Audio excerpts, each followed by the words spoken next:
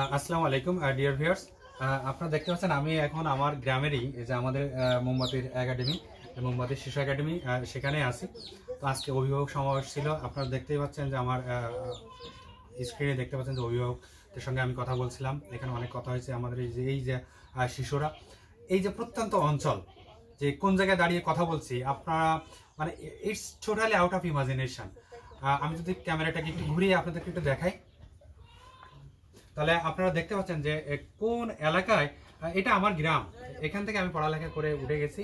তো এই গ্রামের এই যে ছেলে মেয়েদেরকে আসলে একটু শিক্ষার আলোয় আলোকিত করার জন্য, তাদেরকে একটু গাইডলাইন দেওয়ার জন্য আমার গ্রামেরই যারা পড়ালেখা করছে তাদের নিয়েই কিন্তু আমরা এই মোমবাতি সংগঠন এবং মোমবাতি শিশু একাডেমি আল্লাহর রহমতে আপনাদের দোয়ায় সামনের দিকে এগিয়ে নিয়ে যাচ্ছি।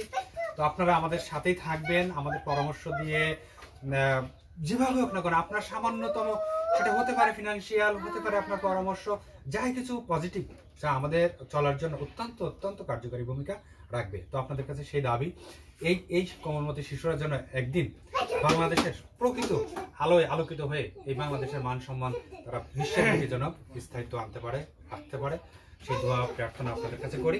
আমাদের জন্য দোয়া করবেন। দেখেন, আমি যদি ক্যামেরাটি একটু এগিয়ে নিয়ে আসি, যে এই জায়গায় একটা চিন্তা করা যায়। এখানে দেখেন হাতে লিখছে জাতীয় ফুল শাপলা, এখানে ড্রয়িং করছে জাতীয় ফল কাঁঠাল, জাতীয় মাছ ইলিশ, হ্যাঁ, জাতীয় পাখি দোয়েল, রয়্যাল বেঙ্গল টাইগার, নখ কাটি চুল কাটি, থাকবো মোড়া পরিপাটি, হাত ধুয়ে খাবার খাই, জুতা পাই টয়লেট যাই, সাবান দিয়ে হাত ধুই, স্বাস্থ্য বিষয়ে সচেতন হই।